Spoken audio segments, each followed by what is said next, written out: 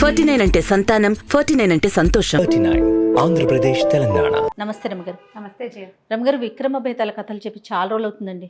పట్టుబదలని విక్రమార్కుడు మళ్ళీ శ్మశానం లోపలికి నడిచాడు, చెట్టెక్కాడు, కళేబరాన్ని భుజం మీద వేసుకున్నాడు. దాన్ని ఆవహించి ఉన్నటువంటి బేతాళుడితో సహా బయటికి నడవడం మొదలుపెట్టాడు. శరీరాన్ని పట్టుకుని ఉన్న బేతాళుడు మార్గాయాసం తెలియకుండా ఓ కథ చెప్తానన్నాడు. పూర్వం విదిశా నగరంలో ప్రదీపుడని ఒక కుర్రాడు ఉండేవాడు. వాడికి అమ్మ నాన్న అక్క చెల్లి తోబుట్టులు ఎవ్వరూ లేరు. ఏదో తిరుగుతూ ఉండేవాడు. సామాన్యమైన తెలివి గలవాడు, సామాన్యమైన తెలివి. అయితే ఆ ఊళ్ళో విదిశలో ఉన్న కొంతమంది పిల్లలు విద్యాభ్యాసానికి ఒక గురువు గారి దగ్గరికి చేరుతున్నారు.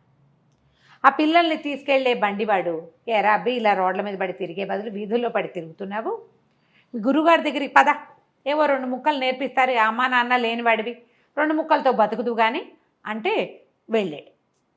వాడు వెళ్ళే నాటికి ఒక 9-10 సంవత్సరాలు ఉంటాయి, 7-8 సంవత్సరాలు, 10 లోపు వెళ్ళి ఏముంది అప్పుడు బట్టల వేవాతలు ఏం లేవు, ఓ గావంచ ఉంటే చాలు. ఆ గురువుగారు ఇంకో గావంచ ఇచ్చారు. ఇక అక్కడే ఉన్నాడు. వీడికి మామూలు తెలివి, విద్య నేర్చుకుని ఇంటికి వెళ్ళి ఉద్ధరించాలి, మా అమ్మ నాన్నని చూడాలి, అలాంటి పాయింట్లు ఏం లేవు పాపం. వీడి కమిట్మెంట్ లేదు. జనరల్గా ఒక పిల్లల్ని పంపేటప్పుడు అమ్మా నాన్న బుద్ధులు చెప్పి పంపిస్తారు, జాగ్రత్తగా చదవాలి, 10 ఏళ్ల లోపల వచ్చేయాలి, నువ్వు వచ్చి అక్కకి పెళ్లి చేయాలి, చెల్లిని ఉద్ధరించాలి, నాన్నకు అదేదో చేయాలి, సంసారాన్ని ఉద్ధరించాలి, వంశానికి పేరు నిలబెట్టాలి, ఎన్ని చెప్తాం, మనమే చెప్తాం. రోజు బళ్ళ పంపించేటప్పుడు ఒక మాటలు చెప్తూ ఉంటాం అలవాటుగా. వీడికి అది చెప్పే వాళ్ళు ఎవరు లేరు. దూకుడుగా చదువుకోవాలని తెలియలా. గురువుగారు కూడా వీడికి తెలివి తక్కువ, వీడికి మీద వాళ్ళ నాన్న వచ్చి అడుగుతాడు, రేపు పొద్దున బియ్యం పట్టుకొస్తాడు, మినపప్పు పట్టుకొచ్చి అడుగుతాడు, ఇలాంటివి ఏం లేవు కదా. ఉన్న పిల్లలతో పాటు వాడు ఓ ముద్ద తినేవాడు. వాడిని యథాశక్తి పనులకే వాడేవాడు. ఎంత పని చేసేవాడు, ఏదో చెప్పేవాడు, 4 ముక్కలు వచ్చాయి వాడికి. ఒక 19 సంవత్సరాలు 18 సంవత్సరాలు వచ్చి వాడు అటు ఇటుగా అక్కడికి వచ్చి 9-10 ఏళ్ళు అవ్వగానే అరే నీ చదువు అయిపోయింది, ఇంకెళ్ళిపోమన్నారు. చదువు డబ్బు వచ్చేంత చదువు రాలా వాడికి. కొంచెం లోక జ్ఞానం తెలిసింది, కాస్త ఏదో లొక్క కాస్త డొక్కసుద్ది ఉంది అంతే. ఊళ్ళోకి వచ్చేసాడు, విదిశలోకి. వస్తే పెద్దగా ఎవ్వరూ ఆదరించే వాళ్ళు లేరు, వెళ్ళడానికి ఒక గూడు కూడా లేదు. వాడు అనుకున్నాడు పక్షులకైనా గూళ్ళు ఉన్నాయి, జంతువులకైనా ఓ గుహలో ఓ బొరియో ఒక కంతో ఎక్కడికో చోట పోతుంది, అది నాకేది ఏమీ లేదు. ఆ ఊళ్ళోనే తిరుగుతూ ఎక్కడైనా భోజనాలు ఉంటే తిని ఏ చెట్టు కిందో పడుకుని అలా కాలక్షేపం చేస్తుండేవాడు. క్రమంగా వీడికి ఏమర్థమైందంటే మనిషికి జీవితానికి ఏం కావాలంటే ఇల్లు వాకిలి చెట్టు పుట్ట అక్కర్లా, మాట్లాడేందుకు ఒక మనిషి కావాలి, మనసులో మాట చెప్పుకుందుకు, అంతేగా అని తెలిసింది, అర్థమైంది. వాడు ఎవరైనా నలుగురు రచ్చబండ దగ్గర ఎవరైనా నలుగురు కూర్చుని తనీడు వాళ్ళలే కనపడితే వెళ్ళి అక్కడ నుంచునేవాడు. వాళ్ళు ఏమిట్రా నీకు ఇక్కడ పని, మేము ఏదో మాట్లాడుకుంటుంటే పోవనేవాళ్ళు, మాట్లాడిచ్చేవారు కాదు. ఎవరైనా నలుగురు మాట్లాడుతుంటే కూర్చుని వినేవాడు, మధ్యలో మాట్లాడడానికి వాడికి అవకాశం వచ్చేది కాదు. ఎక్కడికి వెళ్ళినా ఎక్కడన్నా ఏ సభల్లోకో వెళ్తే వినడం తప్పిస్తే మాట్లాడేందుకు అవకాశం లేదు. భోజనశాలకు వెళ్ళినా కూడా వీడేమైనా ఎప్పుడైనా ఒకసారైనా పావలా ఇచ్చేవాడు కాదు కదా. అవును, మిగిలిన అన్నం తినేవాడు. వాళ్ళు ఏం మాట్లాడతారు, వీడికి చదువు లేదు, ఉద్యోగం లేదు, సద్యోగం లేదు. ఉచిత భోజనశాలలు కూడా ఉండేవి, వాళ్ళతోటి మాట్లాడడానికి కూడా వీడికి అంత చొరబడి మాట్లాడటం రాదు, కానీ మాట్లాడుతుంటే వినాలని ఉండేది. క్రమంగా వాడికి జీవితం విరక్తి పెట్టిపోయింది. ఎవ్వరూ మాట్లాడేందుకు దిక్కులేని వెధవ బతుకు ఎందుకు, అనవసరం కదా అనిపించేసింది. ఎన్ని ఊళ్ళో తిరిగాడు, ఎక్కడా వాడిని ఏట్రా అబ్బాయి నీ సంగతి నువ్వే అలా అడిగిన వాళ్ళు ఎవరు ప్రపంచంలో ఎవడి గోల వాడిది, నీతో నాకేమైనా పని ఉంటే మాట్లాడతా, లేకపోతే ఎందుకు మాట్లాడతా, దారిపోయే వాడిని పిలిచి మాట్లాడం కదా. ఇలా జరిగిపోతుంటే వాడికి ఏమనిపించిందంటే ఓనాడు వెధవ బతుకెందుకు, చచ్చిపోదాం. ఓల్డ్ మార్గాలు ఆలోచించాడు, ఎట్ట చచ్చిపోవాలి. ఇప్పుడు ఏ చెట్టుకో ఊరి పోసుకుంటే ఊళ్ళో వాళ్ళు చూసి ఆ పూట ఊళ్ళో అందరికీ తిండి లభించకుండా అనాథ శవం, దాన్ని ఎవరు తగలేయాలి, రకరకాల ప్రశ్నలు ఆలోచించాడు. వీళ్ళందరికీ ఇబ్బంది కూడా పెట్టకూడదు మనం. ఈ రచ్చబండ దగ్గర చెట్లు బాగుంటాయి, అక్కడ చెట్టు మీద ఊరేసుకుంటే ఎవరు అక్కడ కూర్చోకుండా అయిపోతారు, ఇక్కడ కూడా వద్దనుకున్నాడు. ఆలోచించి ఏమనుకున్నాడు, చెరులో పడిపోదాం, కాలువ కొట్టుకుపోతుంది శరీరం, ఏ జలచరాలు తింటాయి పోని అనుకొని వాడికి నడువుకు ఒక గావంచ ఉంది. ఇవి ఫంక్షన్లు అప్పుడు బట్టలు పంచుతారు, అట్లా ఒక గంచ ఒక ఉత్తరీయం ఒక లభించినాయి వాడికి. ఏమనుకున్నాడు, దాన్ని పట్టు చేతులు కట్టేసుకుని నదిలో దిగుదాం. కాళ్ళు చేతులు కట్టేసి ఉంటాయి కాబట్టి కొంచెం లోపలికి వెళ్ళిన కొందుకి ఏదో ఇట్లా ఇట్లా అంటాడు. మామూలుగా మనం మామూలు వాళ్ళని నీళ్ళలో పడేస్తే వాడు యథాశక్తి ప్రయత్నం చేస్తాడు బతకడానికి. వీడికి కొంచెం ఈతొచ్చు. గురుగారి దగ్గర ఉన్నప్పుడు సెలయేళ్ల దగ్గర అక్కడ తిరిగిన అనుభవం ఉంది వాడికి. కొట్టుకుని పైకి వచ్చేస్తానేమో. గురుగారి దగ్గర ఉన్న చదువులో వాడికి ఏమర్థమైంది? ప్రాణి చావడానికి ఎప్పుడూ ఇష్టపడదు. పీక నుండి వేస్తుంటే తోసేయడానికి ట్రై చేస్తాడు. చచ్చిపోదామనుకున్న వాడు కూడా తోసేస్తాడు.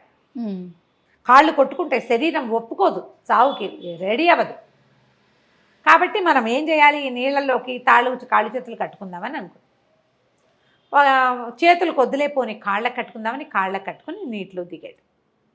దిగి లోతుకి వెళ్తూ ఉండగా అతనికి తనకి 2 బారాల దూరంలో ఒక కుర్రాడెవిడో కొట్టుకుపోతూ సతమతం అయిపోతున్నాడు. రక్షించమంటున్నాడు, మునకలేసేస్తున్నాడు.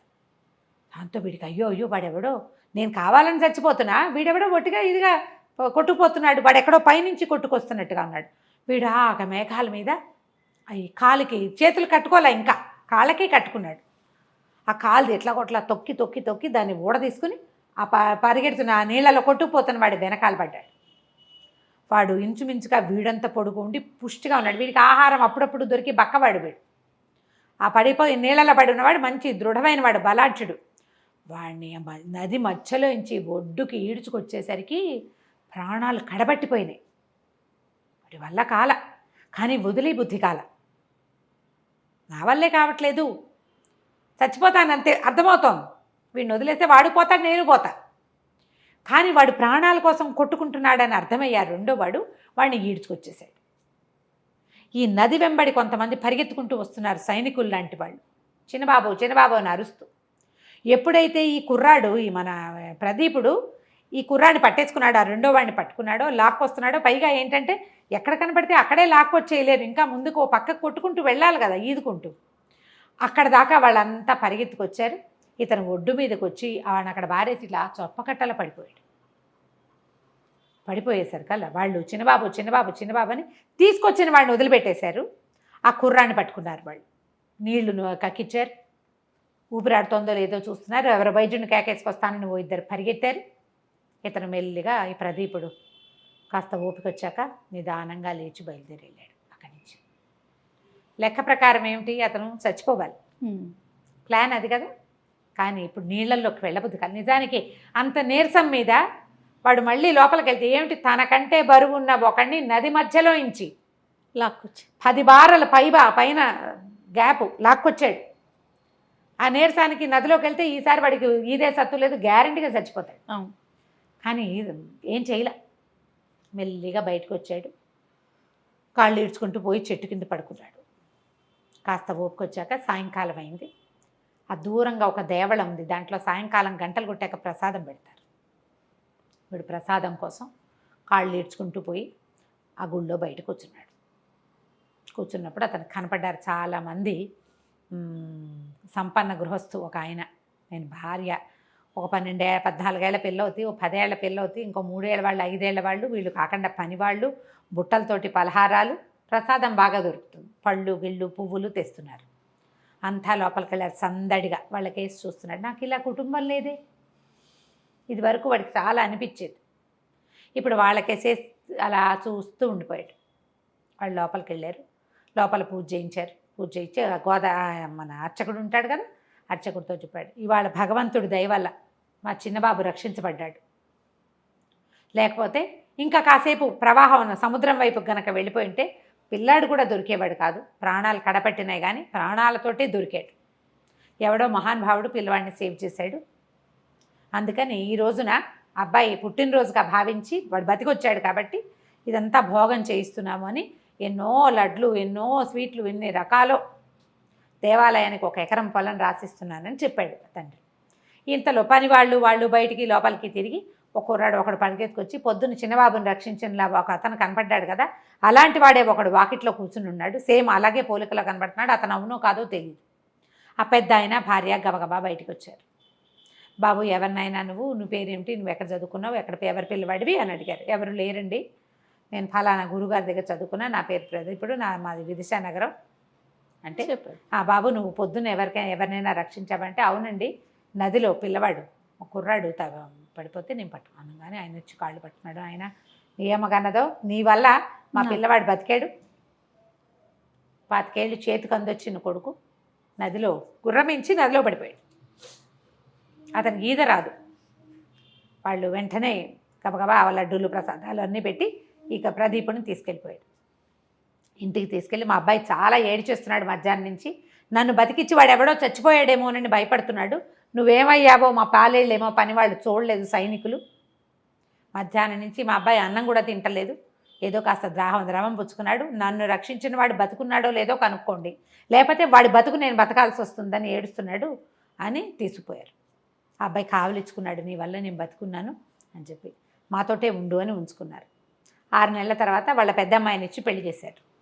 ఆ కుటుంబం ఇతని కుటుంబం అయిపోయింది. ఈ కథ చెప్పాడు భేతాళుడు. చెప్పి రాజా మార్గాయాసం తెలియకుండా కథ విన్నావు కదా, చచ్చిపోదామనుకున్న ప్రదీపుడు ఎందుకు మళ్ళీ రెండో అవకాశాన్ని వినియోగించుకోలేదు? ఆ కుర్రాన్ని తెచ్చి బయటపడేశాడు, మళ్ళీ పోయి నదీ ప్రవేశం చేయొచ్చుగా, పుసుకుని పోయేవాడు అంత నీరసం మీద, ఎందుకు చేయలేదు అంటే రాజు చెప్పాడు, తన జీవితానికి ఏ ఉపయోగము లేదనుకున్నాడు ప్రదీపుడు, కానీ తను ఒక ప్రాణాన్ని రక్షించేసరికల్లా ఎవరినైనా రక్షించడానికి ఏ బంధము అక్కర్లేదు, బతికి ఉండడానికి బంధమే అవసరం లేదని అర్థమైంది. బతుక్కి బంధం ఎందుకు, మనం కల్పించుకుంటాం. ఇప్పుడు వాడెవడని వాళ్ళ అమ్మగన్న కొడుకుని వీడు ఎట్లా రక్షించాడు, తల్లి ఎట్లా ప్రాణం పోసిందో ఇతను అట్లా ప్రాణం పోసాడు కదా, నేను ఇది చేయగలను, ఈ ప్రాణమే గొప్పది అని భావించి ఇక చచ్చిపోకూడదు అని నిర్ణయించుకున్నాడు. అతనికి ఎప్పుడైతే బతుకు మీద తీపొచ్చిందో అతనికి బతుకు దగ్గరకు వచ్చింది. ఆ తర్వాత జమీందారులో లోపల పెద్ద ఉద్యోగంలోనే చక్కగా ఇంటల్లుడుగా హాయిగా స్థిరపడి ఉంటాడు అని చెప్పాడు. ఎప్పుడైతే మౌనభంగం అయ్యిందో భేతాళుడు రైమని ఎగిరిపోయాడు, నువ్వు మౌనభంగం చేసావు కాబట్టి మళ్ళీ కలుద్దామని చెప్పేసి వెళ్ళిపోయాడు. కథ కంచికి మనం ఇంటికి. నమస్తే రమ్మగారు. నమస్తే జయ.